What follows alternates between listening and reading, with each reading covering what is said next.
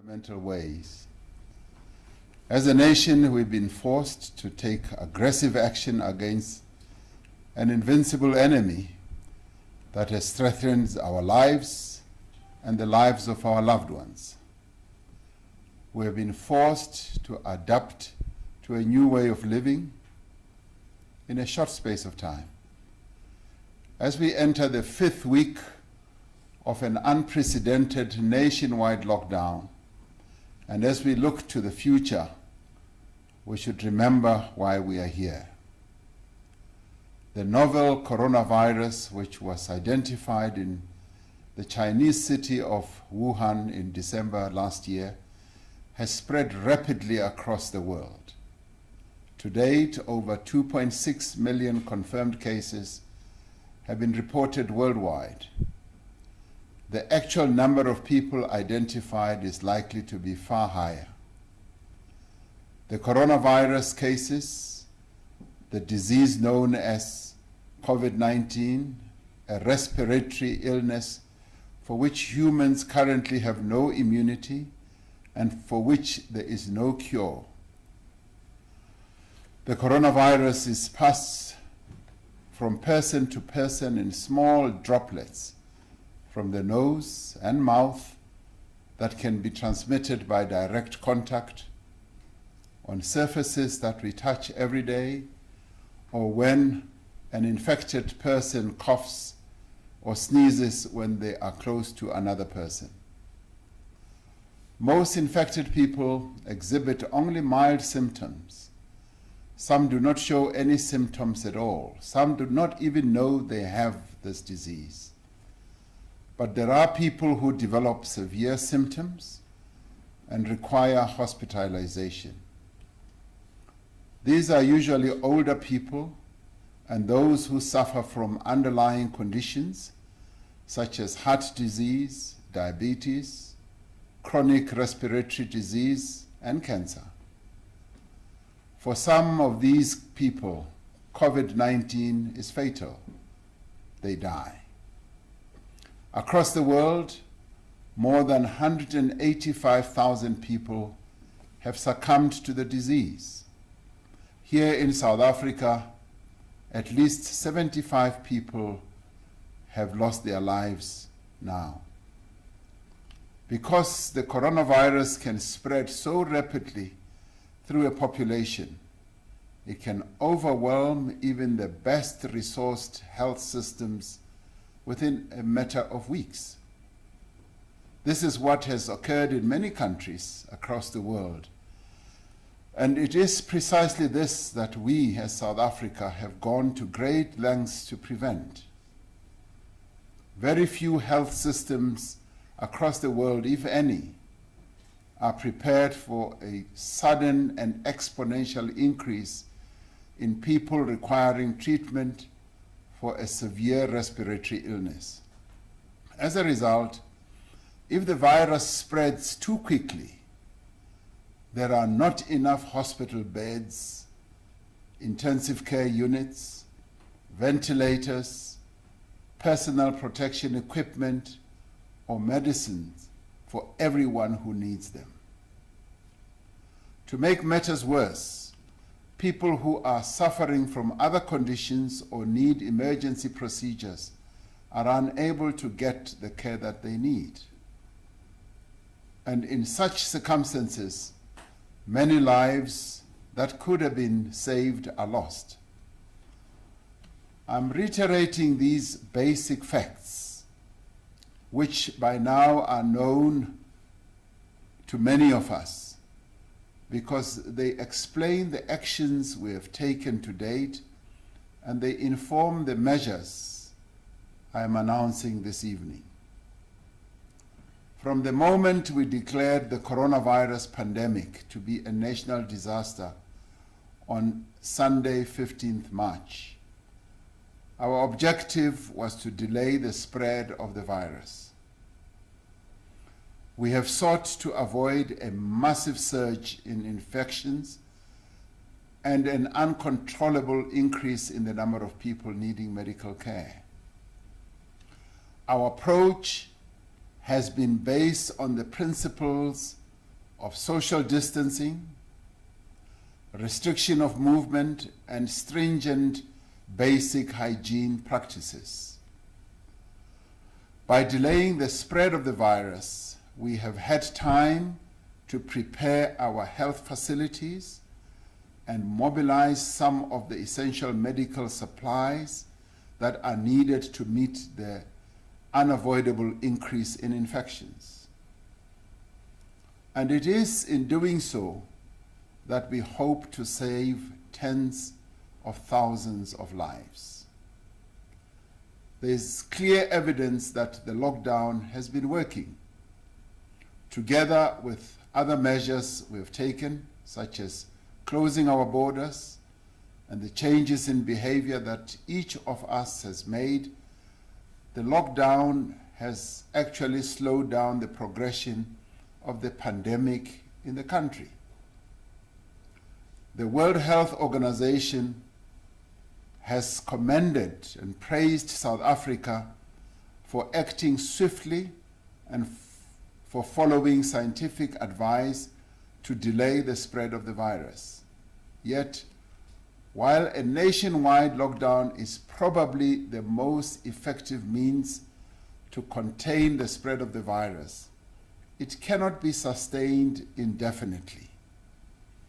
Our people need to eat, they need to earn a living, companies need to be able to produce and to trade, they need to generate revenue and keep their employees in employment. We have accordingly decided that beyond Thursday, the 30th of April, we should begin a gradual and phased recovery of economic activity. We will implement what we call a risk-adjusted strategy through which we take a deliberate and cautious approach to the easing of current lockdown restrictions. We have decided on this approach because there is still much that is unknown about the rate and the manner of the spread of the virus within our own population. The action we take now must therefore be measured and incremental. This approach is guided by the advice from scientists who have advised that an abrupt and uncontrolled lifting of restrictions could cause a massive resurgence in infections. We cannot take action today that we will deeply regret tomorrow. We must avoid a rushed reopening that could risk a spread which would need to be followed by another hard lockdown, as has happened in other countries. We have to balance the need to resume economic activity with the imperative to contain the virus and save lives. To achieve this, we have developed an approach that determines the measures we should have in place based on the direction of the pandemic in our country. As part of this approach, there will be 5 coronavirus levels. The first level is what we call level 5, which means that drastic measures are required to contain the spread of the virus to save lives. Level 4 means that some activity can be allowed to resume subject to extreme precautions required to limit community transmission and outbreaks. Level 3 involves the easing of some restrictions, including on work and social activities, to address high risk of transmission.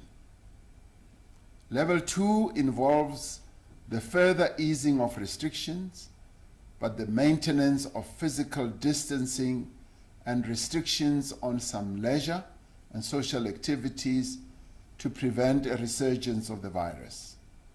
Level 1 means that most normal activity can resume with precautions and health guidelines followed at all times. To ensure that our response to the pandemic can be as precise and targeted as possible, there will be a national level and separate levels for each province, district, and metro in the country. We are currently at level 5, which requires a full national lockdown to contain the spread of the virus. This is the highest level of lockdown and was imposed when drastic action was necessary to curb transmission.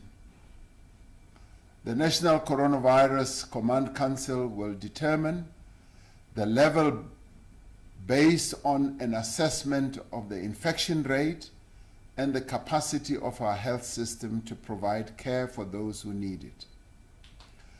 We have undertaken a detailed exercise to classify the different parts of the economy according to the risk of transmission in that sector, the expected impact of the lockdown, the economic contribution of the sector, and the effect on livelihoods. Our ministers will provide a detailed briefing on the classification of industries and how each is affected at each level. We will give all industry bodies an opportunity to consider these details and, should they wish, to make submissions before new regulations are gazetted, they are free to do so. The National Coronavirus Command Council met earlier today and determined that the National Coronavirus Alert level will be lowered from level 5 to level 4, with effect from Friday, the 1st of May. This means that some activity will be allowed to resume subject to extreme precautions to limit community transmission and outbreaks. Some businesses will be allowed to resume operations under specific conditions. Every business will have to adhere to detailed health and safety protocols to protect their employees, and workplace plans will have to be put in place to enable disease surveillance and prevent the spread of infection. All businesses that are permitted to resume operations will be required to do so in a phased manner.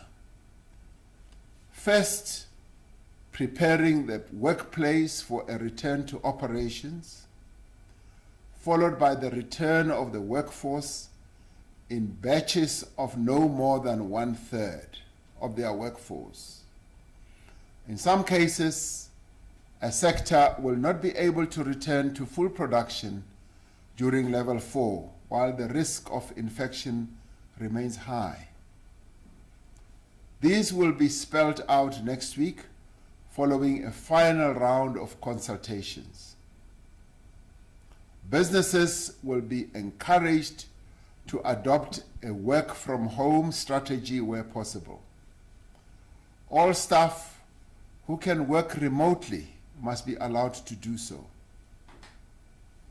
The relevant ministers will provide details on the process for the phased reopening of schools and other educational institutions.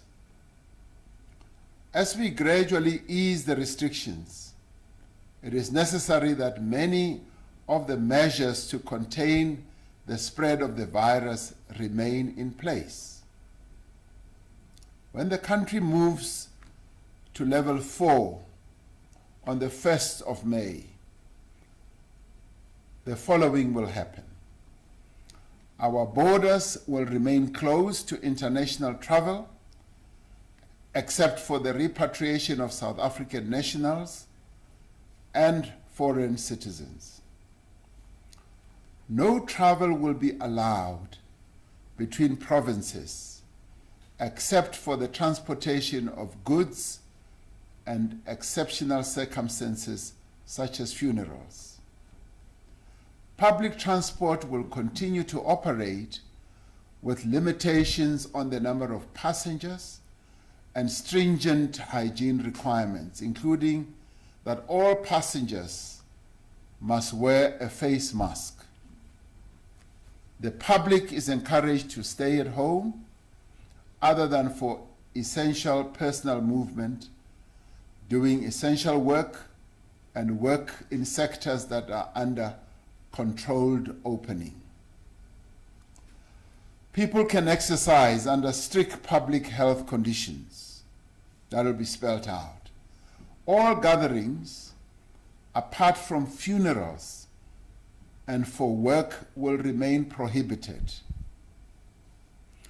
Those who are elderly and those with underlying conditions must remain at home and take additional precautions to isolate themselves. The sale of cigarettes will be permitted. The range of goods that may be sold will be extended to incorporate certain additional categories. These will be detailed by the relevant ministers. It is important to note that several restrictions will remain in place regardless of the level of alert for as long as the risk of transmission is present. For instance, bars and shebeens will remain closed. Conference and convention centers, entertainment venues, cinemas, theaters, and concerts will remain closed. Concerts and sporting events and religious, cultural, and social gatherings will not be allowed until it is deemed safe for them to continue. The coronavirus is spread, as we have said before, by contact between people. If people do not travel and move around, the virus does not travel. We know, for example, that just one funeral in Port St. John's in the Eastern Cape and one religious gathering in Mangaung in the Free State contributed to a spate of infections in their respective provinces. From the evidence we have, we know that 75% of confirmed coronavirus cases are found in our country in just 6 metro municipalities. And they are Johannesburg, Ekurhuleni, Cape Town, Buffalo City, eThekwini, and Mangaung. It is therefore essential that we do everything in our means to restrict the movement of people, and although it runs counter to our very nature as human beings, to reduce the contact that each of us has with each other. Ultimately, it is our own actions as individuals that will determine how quickly the virus spreads. If we all adhere to instructions and follow public health guidelines, we will keep the virus under control and will not need to reinstate the most drastic measures. We can prevent the spread of the coronavirus by doing a few simple things. As we have said in the past, washing our hands frequently with soap and water and the use of alcohol-based sanitizers. Keeping a distance of more than 1 meter between yourself and the next person, especially those who are coughing and sneezing.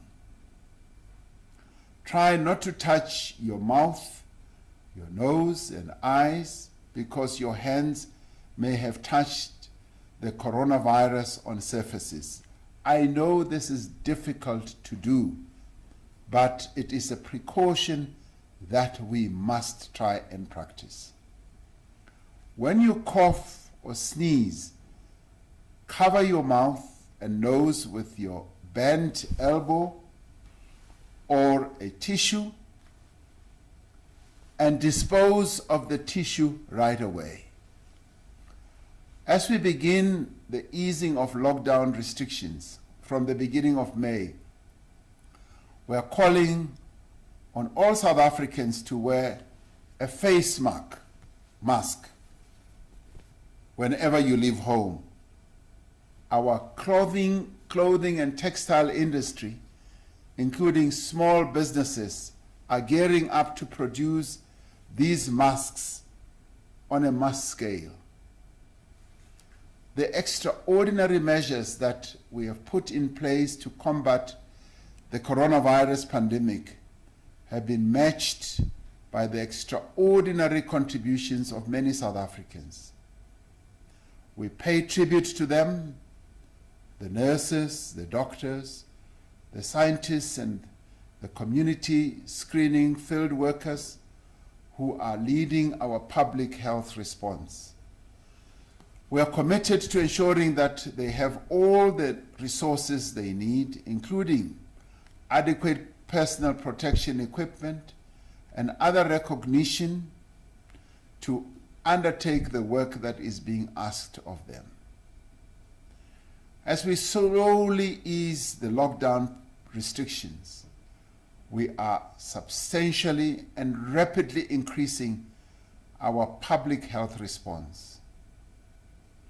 We have already seen a huge increase in community screening and testing that is going on throughout the country. Guided by advice from the World Health Organization and the Africa Center for Disease Control and Prevention, we have joined other African countries in placing mass screening and testing at the center of the next phase of our response. Earlier in the week, I announced an additional allocation of 20 billion rand to our health response to ensure that we have the beds, the medicine, the equipment, and personnel that are required when the country experiences the peak of infections. This evening, I also want to pay tribute to those who are providing essential services and goods, the truck, taxi, bus, and train drivers, the workers on our farms, in stores, at power stations, at water plants, at petrol stations, in the banks, in call centers, law enforcement officials, and security personnel. It is thanks to your efforts that we have been able to make such valuable progress in combating this pandemic. As part of expanding this effort, I have employed over 70,000 Defence Force personnel to assist with various parts of our coronavirus response. Until now, those Defence Force members that have been deployed have supported the South African Police Service in their responsibilities. They will continue to do so, but they will also be providing assistance in other essential areas, such as the provision of water supply, infrastructure, maintenance, and health services. This is a crucial moment in our struggle against the virus. It is a time for caution. It is also a time to act responsibly, but it is also a time for patience. There is no person who does not want to return to work and to normal life.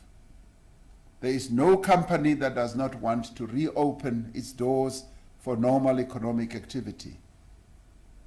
And there is no student who does not want to return to their classrooms and to their studies. Yet we are all called upon at some time in our lives to make great sacrifices for our own future and for the future of others. There are times when we must endure hardship and difficulty so that we can enjoy freedom and prosperity into the future. During the past 5 weeks, we have demonstrated to the entire world what a nation can achieve with courage, determination, and solidarity. We must not give up now. I'm asking you to stay strong and focused. I'm asking you to remain united. Let us continue staying at home. Let us continue staying safe. And thank you for all that you have done and continue to do. May God continue to bless South Africa and continue to protect her people. I thank you.